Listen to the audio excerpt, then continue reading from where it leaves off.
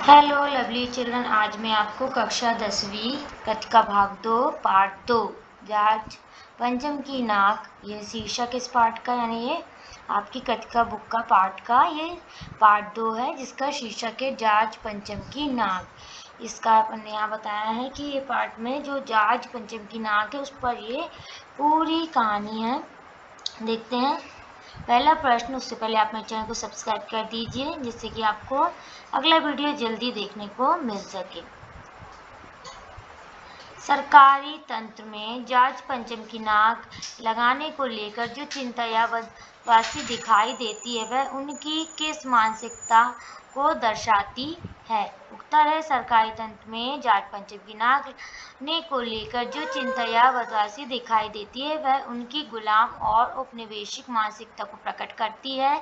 सरकारी लोग उस जाट पंचम के नाम से चिंतित हैं जिसने ना जाने कितने ही कहर ढाए, उसके अत्याचारों को याद ना कर उसके सम्मान में जुट जाते हैं। सरकारी तंत्र अपनी अयोग्यता, दूरदर्शिता यानी अदूरदर्शिता, मूर्खता और चाटुकारिता को दर्शाता है। अब यहाँ अगला प्रश्न है, रानी वैद के दर्जी की परेशानी का क्या कारण था? उसकी परेशानी को आप किस तरह तर्कसंगत ठहराएंगे? उत्तर देखते हैं। रानी जाएंगे। दूसरा प्रश्न है कि उन्होंने कैसे बताया उसकी परेशानी को तर्कसंगत में बताना है।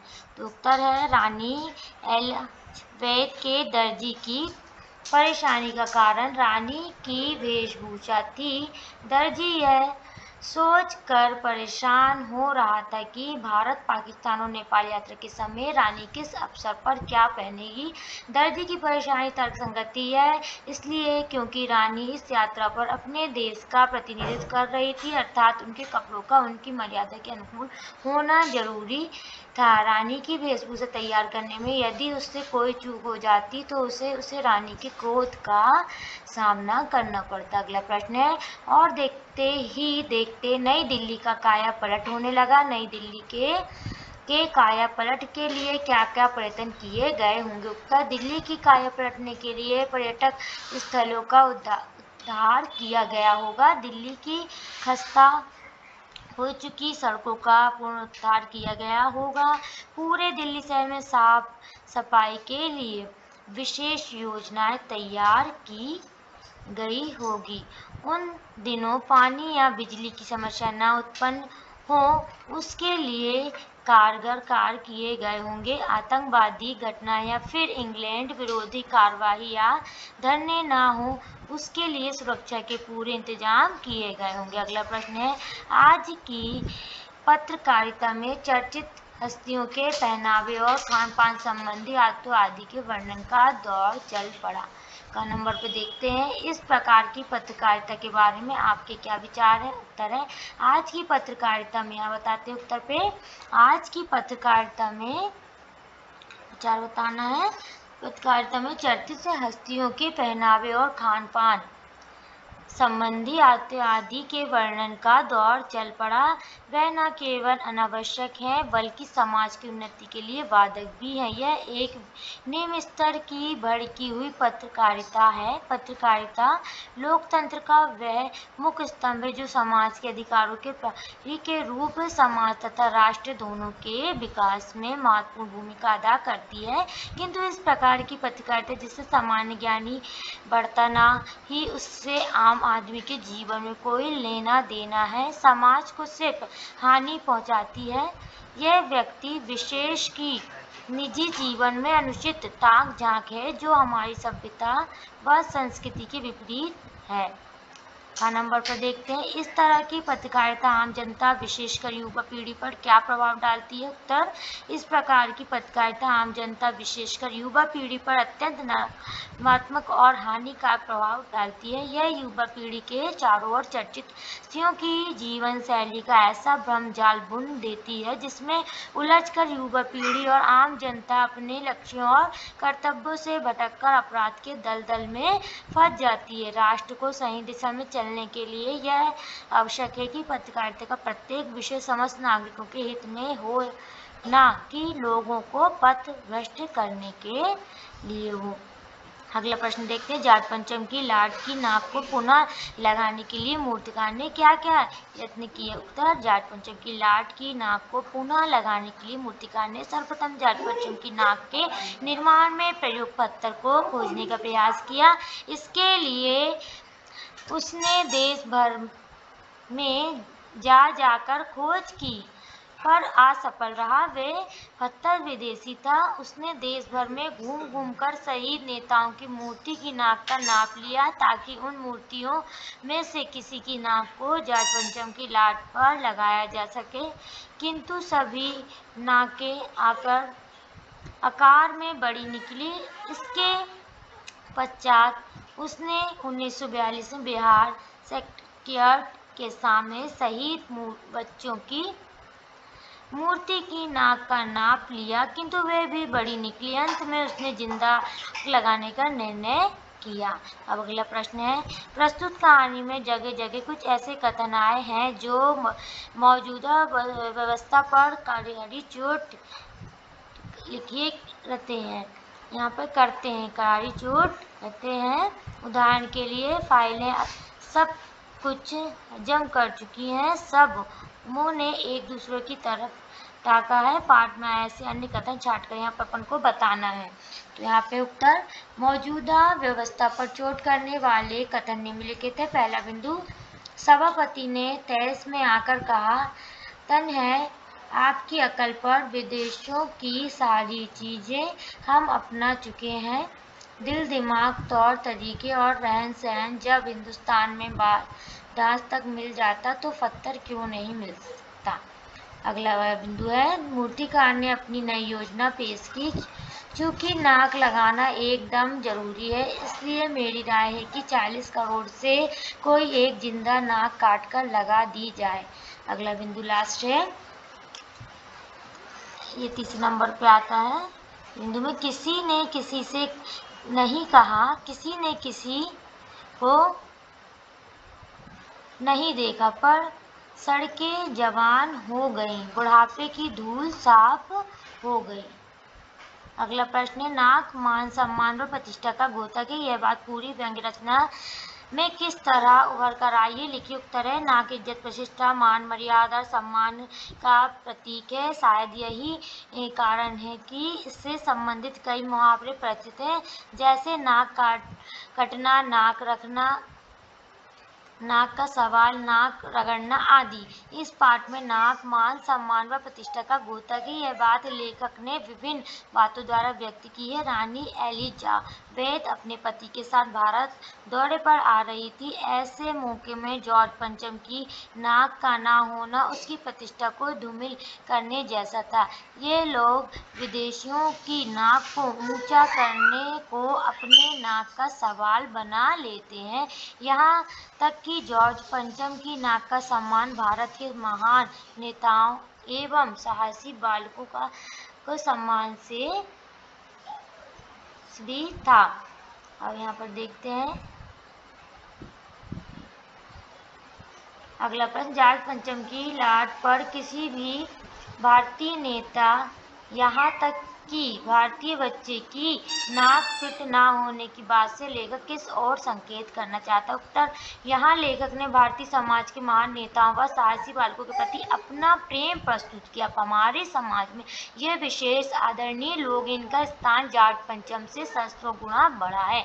जॉर्ज पंचम ने भारत को कुछ नहीं दिया, परंतु इन्होंने अपने बलिदान व त्याग से भारत को एक निर्दयी से आज़ादी दी है। इसलिए इनकी नाक जॉर्ज पंचम की नाक से सहस्त्रों गुना ऊंची है। अगला प्रश्न है, अखबारों ने जिंदा नाक लगाने की खबर को किस तरह से प्रस्तुत किया? उत्तर, अखबारों ने इस खबर पर खास ध्यान नहीं दिया, पर उन्होंने इतना लिखा कि नाक का मसला हल हो गया है और राजपथ पर इंडिया गेट के पास वाली जॉर्ज पंचम की लाट की नाक लग गई है। इसके अतिरिक्त अखबारों में नाक के विषय को लेकर कोई चर्चा नहीं हुई, ना ही किसी समारोह के होने की खबर को छापा गया। अगला प्रश्न है, नई दिल्ली में सब था, सिर्फ नाक नहीं थी। इस कथन के माध्यम से लेखक क्या कहना चाहता? उत्तर, इस कथन के माध्यम से लेखक कहना चाहता है कि रानी की स्वागत तथा उनकी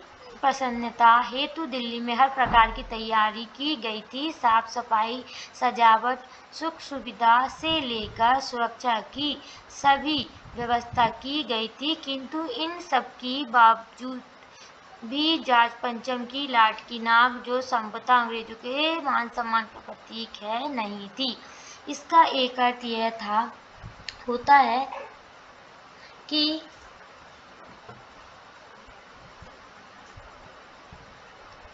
यहाँ पर है भारत में अपना शासन खो चुके अंग्रेजों के प्रति लोगों के मन में अब कोई मान सम्मान नहीं बचा था, और साथ ही इससे हमारे प्रशासन की कमजोर एवं त्रुटियोंपूर्ण व्यवस्था का भी पता चलता है। अब अगला प्रश्न देखते हैं। जाट पंचम की नाक लगाने वाली खबर के दिन अखबार चुप क्यों थे? उत्तर, ब्रिटिश सरकार को देखने के लिए किसी जिंदा इंसान की नाक जाट पंचम की लाट की नाक पर लगाना किसी को पसंद नहीं आया। इसके विरोध में सभी अखबार चुप रहे। यदि वे सच छाप देते तो पूरी दुनिया क्या कहती? दुनिया के लोग जब जानते कि आज़ादी के बाद भी दिल्ली में बैठे राम ने आज भी अंग्रेजों के आगे अपनी दुम हिलाते हैं। अब अगला प्रश्न है अन्य पाठ हल प्रश्न। पहला प्रश्न है इसका, एलिजाबेथ के भारत आगमन पर इंग्लैंड और भारत दोनों स्थानों पर हलचल मच गई। उनके इस दौरे का अवसर किन किन पर हुआ? उत्तर देखते हैं। रानी एलिजाबेथ के आगमन से इंग्लैंड में और भारत दोनों ही जगह पर हलचल बढ़ गई। उनके इस दौरे से प्रभावित होने वालों में विभिन्न समाचार पत्र, पूरी दिल्ली, एलिजाबेथ का दर्जी, विभिन्न विभागों के अधिकारी, कर्मचारियों और मंत्री गण विशेष रूप से प्रभावित हुए। अखबारों में रानी एलिजाबेथ, प्रिंस फिलिप, उनके नौकरों, अर्चकों तथा कुत्तों की जवानी तथा फोटो छपे। राजधानी दिल्ली में तहलका मचा हुआ था। सरकारी तंत्र दिल्ली की साफ तथा सुंदर तस्वीर प्रस्तुत करना चाहता था। वे सड़कों की साफ सफाई, सरकारी इमारतों को साफ कर उनका रंग रोगन कर चमकाने तथा राजमार्गों को चमकाने के लिए परेशान थे। इसके अलावा तैयारियों के लिए अफसरों तथा मंत्रियों की परेशानियां तो देखते ही बनती थी, क्योंकि जॉर्ज पंचम की लाट की टूटी नाक जोड़ने का प्रबंध उन्हें जो करना था। अगला प्रश्न है, मूर्तिकार की उन परेशानियों का वर्णन कीजिए जिनके कारण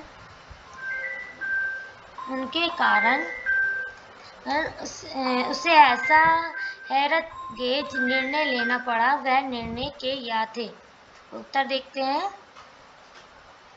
जॉर्ज पंचम की लाट की टूटी नाक ठीक करने के लिए पहले तो मूर्तिकार पहाड़ी प्रदेशों और पत्थर की खानों में उसी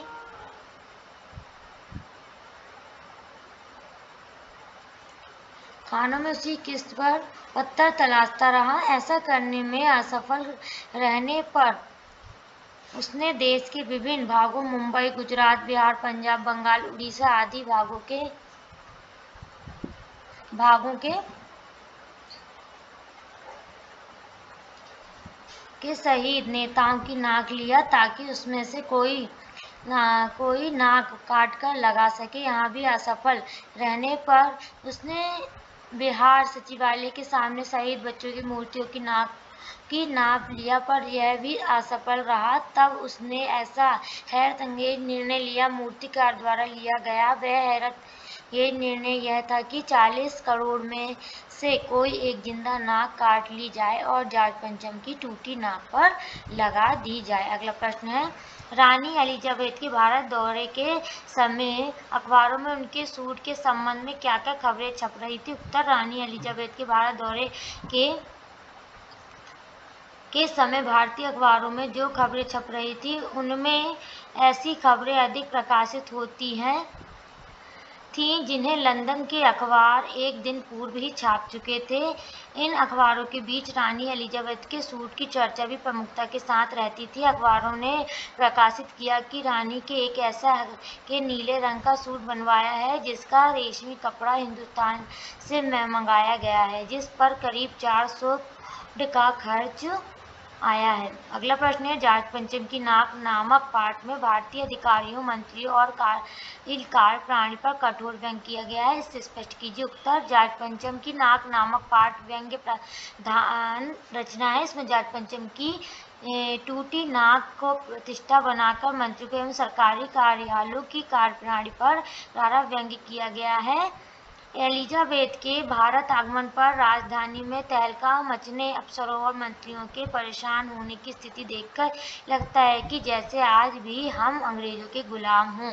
देश के सम्मान से सरकारी कर्मचारियों का कुछ लेना देना नहीं होता। यदि उनकी स्वार्थ पूर्ति हो रही हो तो वे देश के सम्मान को ठेस पहुंचाने में जरा सा भी संकोच नहीं करते। एन केन प्रकरण स्वार्थ सिद्धि ही उनका उद्देश्य बनकर रह गया है। अगला प्रश्न है, जाट पंचम की लाट की टूटी नाक आने के क्रम से पुरातत्व विभाग की फाइलें की छानबीन की जरूरत क्यों आ गई? इस छानबीन का क्या परिणाम रहा? उत्तर, जाट पंचम की लाट की टूटी नाक लगने के कार्यक्रम में पुरातत्व विभाग की फाइलों की छानबीन की जरूरत इसलिए आ गई क्योंकि इन फाइलों के में प्राचीन वस्तुएं, इमारतों, लाटों तथा महत्वपूर्ण वस्तुओं से संबंधित विस्तृत जानकारी संजो कर रखी जाती है, जिससे समय आने पर इसमें देश के इतिहास संबंधी महत्वपूर्ण जानकारी प्राप्त की जा सके। इन फाइलों की खोजबीन इसलिए की जा रही थी जिससे मूर्तिकार लाट के पत्थर का स्थान, लाट कब बनी, कहाँ बनी, किसके द्वारा बनाए गए आदि संबंधी महत्वपूर्ण जानकारी प्राप्त कर उसकी टूटी नाक की मद कर सके।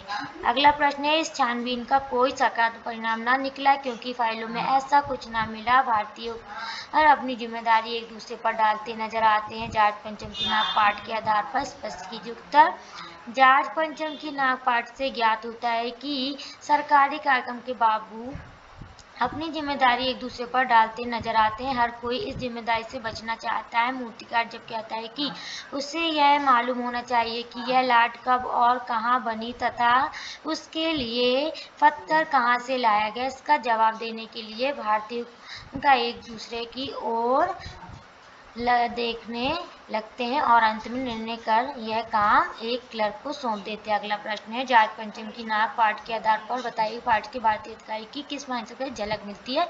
उत्तर, जाट पंचम की नाक नामक पाठ में सरकारी तंत्र के अफसरों की मानसिक परितंत्रता की झलक स्पष्ट रूप से दिखाई देती है। आकर मानसिक गुलामी से जीते हुए एलिजाबेथ को खुश करने के लिए स्वास्थ्य से दिखाई देते हैं।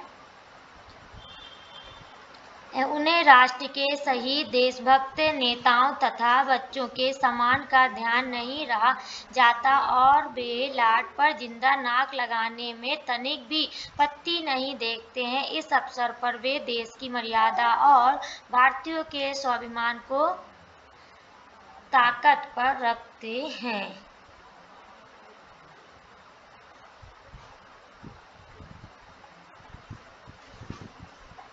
अब यहाँ देखते हैं अगला प्रश्न, इंग्लैंड के अखबारों में छापने वाली उन अखबारों का उल्लेख कीजिए जिनके कारण हिंदुस्तान में सनी फैल रही है। उत्तर, महारानी एलिजाबेथ के भारत आगमन के समय इंग्लैंड के अखबारों में तरह तरह की खबरें छप रही थी, जैसे रानी ने एक ऐसा हल्के नीले रंग का सूट बनवाया जिसकी रेशमी कपड़ा हिंदुस्तान में मंगवाया गया और उस पर करीब 400 पाउंड खर्च आया। रानी एलिजाबेथ की जन्मपत्री प्रिंस के कारनामे, उनके नौकरों, बाचियों और खानसमों और तथा आरक्षकों की पूरी जीवनियों के साथ साहसी महल में रहने वाले कुत्तों तक खबरें छप रही थी। ऐसी खबरों के कारण हिंदुस्तान में सनसनी फैल रही थी।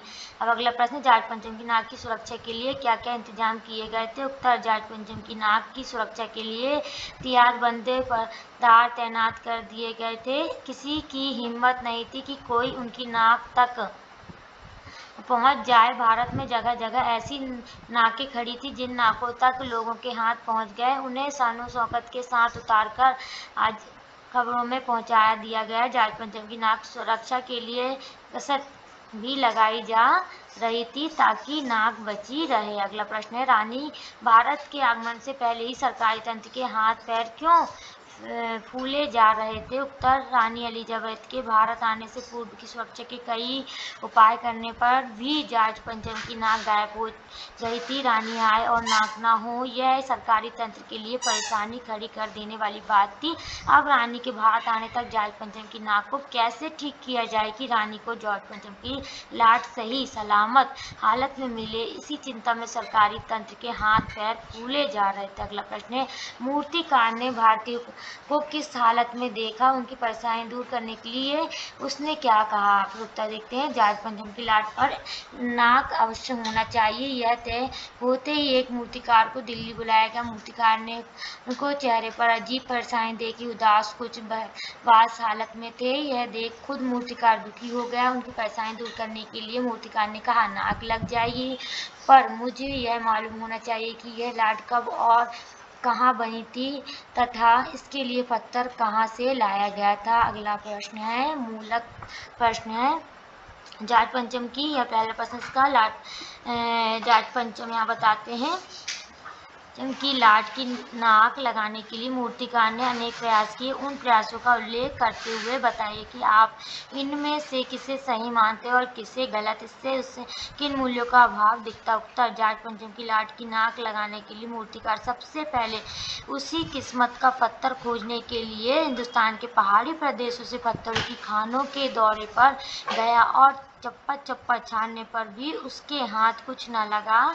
उसके इस प्रयास में सही मानता हूँ, क्योंकि उसके द्वारा उठाया गया ये सार्थक कदम था। मूर्तिकार जब देश के नेताओं की मूर्तियों की नाप लेने निकला और जब मुंबई, गुजरात, पंजाब, बंगाल, बिहार, उत्तर प्रदेश आदि के नेताओं की मूर्तियों की नाप के अलावा वर्ष 1942 में शहीद बच्चों के तक की नाकों की नाप लिया और अनंत सफल न होने पर एक जिंदा नाक लगा दी, तो उसका यह कृत्य अत्यंत गलत लगा, क्योंकि एक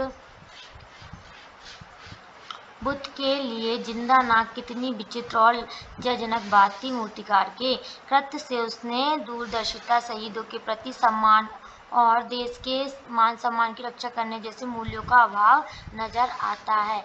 अगला प्रश्न देखते हैं, जॉर्ज पंचम की नाक पाठ में देश के विभिन्न भागों के प्रसिद्ध नेताओं, देशभक्तों और स्वाधीनता सेनानियों को उल्लेख हुआ है। इनके जीवन चरित्र से आप किन किन मूल्यों को अपनाना चाहोगे? उत्तर, जॉर्ज पंचम की नाक पाठ में गांधी जी, रविन्द्रनाथ टैगोर, लाल लाजपत राय से लेकर राम प्रसाद बिस्मिल, चंद्रशेखर आजाद जैसे देशभक्तों का उल्लेख हुआ है। इन शहीदों एवं देशभक्तों ने देश के लिए अपना तन, मन, धन और सर्वस्व न्यौछावर कर दिया। उन्होंने देश को आजाद कराने के लिए नाना प्रकार के कष्ट सहे।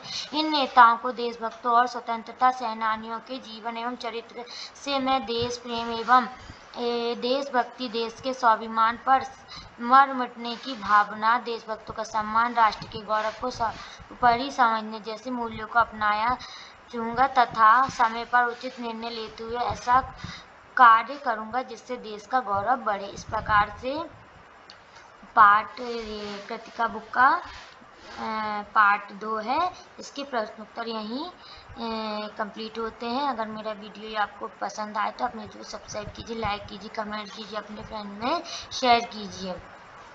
ये यहीं पे समाप्त होता है। Thank you.